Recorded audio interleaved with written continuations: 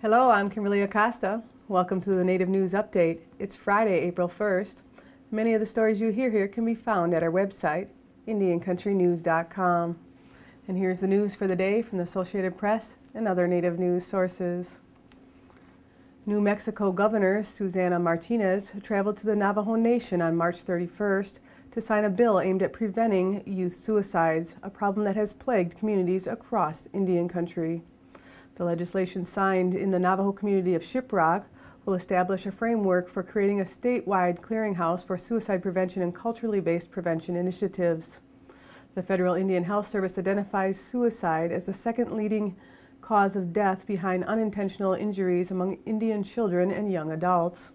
And statistics show that young Native Americans commit suicide at a rate more than 3 times the national average.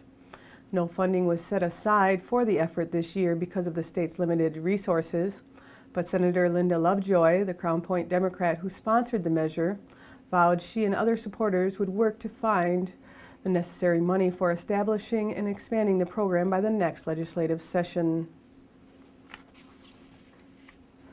The U.S. Justice Department has launched a civil rights investigation into Seattle's police force following the fatal shooting of a homeless Native American woodcarver and other incidents against minority suspects. Seattle's U.S. Attorney Jenny Durkin and Assistant Attorney General for the Justice Department's Civil Rights Division, Thomas Perez, said the investigation aimed to determine whether police had a pattern or practice of violating civil rights or discriminatory policies, and if so, what should be done to improve it. Mr. Perez said the investigation would involve reviewing the police department's policies, watching officers on the beat, gathering records, and interviewing officers, police chiefs, and community groups. The American Civil Liberties Union of Washington and 34 other community groups called for the inquiry after Seattle officers shot dead woodcarver John Williams last summer. As lawyers for a class of Native Americans fight for potentially hundreds of millions of dollars in legal fees, a side issue has arisen over whether an attorney formerly involved in the landmark suit in Washington should receive a cut of any fee award. The plaintiff's attorneys involved in the case, Cobell versus Salazar, allege that attorney Mark Brown abandoned his client's alienated class counsel and should not be paid. Cobell's lawyers said that they are entitled to $223 million in fees for their work in the case. The lawyers for lead plaintiff Eloise Cobell, who sued the government over its mismanagement of Indian trust accounts, said in court papers filed March 31st that Brown should not be allowed to collect fees in the class action, which had been pending in Washington's Federal District Court since 1996. Cobell's attorneys, including Washington solo Dennis Gingold, said Brown was terminated in 2007 for allegedly refusing to communicate with Cobell and dropping out of the proceedings for 2 years. Brown is seeking more than $5.5 million in compensation. Authorities said a skull discovered in an abandoned outbuilding in Bedford County, Tennessee, is ancient Native American. A plumber looking into a water leak found the skull in early March. Deputies brought the skull to the medical examiner's office, and after close examination, experts believe it belonged to a child between the ages of 6 and 10 and could be anywhere from 500 to 1,000 years old. Bedford County authorities have contacted the Eastern Band of Cherokee Nation to turn the remains over for a proper burial. The National Indian Gaming Association will hold their annual conference at the Phoenix Convention Center and Area Reservations in Phoenix, Arizona on April 3rd through the 6th. NIGA's Indian Gaming Conference brings together constituents from the 184 member tribes from around the country to share resources, learn about advances in gaming technology, and honor Native American culture. Highlights for the 5,000 attendees include the trade show with 450 exhibitors, cultural celebrations including the Wendell Chino Humanitarian Awards Banquet, and over 200 hours of leadership and educational workshops. The 13th annual Wendell Chino Humanitarian Awards Banquet will honor Governor William R. Rhodes of the Gila River Indian Community.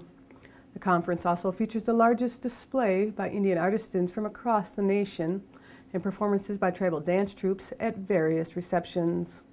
For more information, you can visit indiangaming.org. The Native American Music Awards and Association has endorsed Two Scoops of Hooah, The Tea Walls of Kuwait and Iraq, a new book published by Operation Music Aid, Incorporated. Two Scoops of Hooah, a 208-page hardcover book, was created as a historical document and features hundreds of pictorials of cement structures, or tea walls, originally created as military barriers, and transformed into artistic murals depicting the many expressions of our American service members and coalition partner nations braving the battlefields of Kuwait and Iraq. Defined as modern folk art, the unit colors and insignias displayed on these walls are the thoughts and expressions of the many men and women who have fought and died for freedom. Two Scoops of Hooah, The Tea Walls of Kuwait and Iraq, is currently being distributed independently by Operation Music Aid.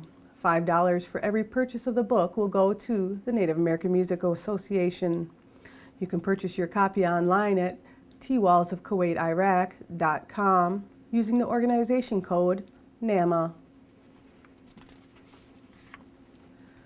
Bobby Bullitt, the 12th Annual Native American Music Awards Lifetime Achievement Award recipient, has been awarded the 2010-2011 Folk Art Apprenticeship Program Grant from the Wisconsin Arts Board.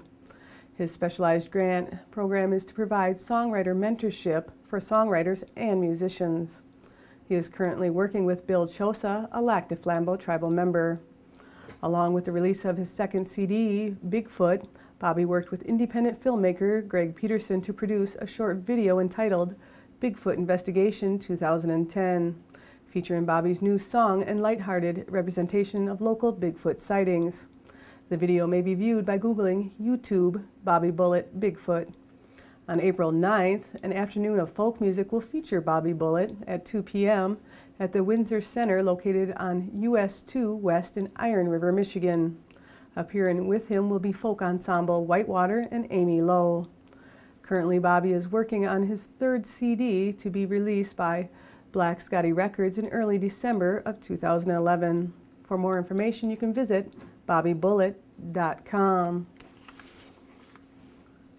The Indian Pueblo Cultural Center in Albuquerque, New Mexico will open the Smithsonian traveling exhibition Indivisible, African Native American Lives in the Americas, focusing on the seldom viewed history and complex lives of people of dual African and Native American ancestry.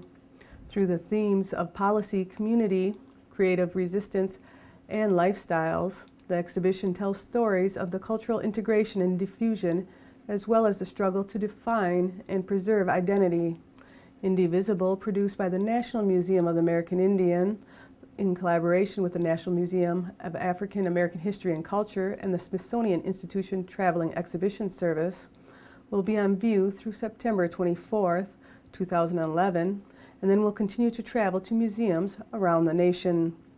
Additional programming includes a schedule of films about African Native Americans and a panel discussion on April 27th entitled The Painted Heart, Beauty and Diversity in African Native American Lives.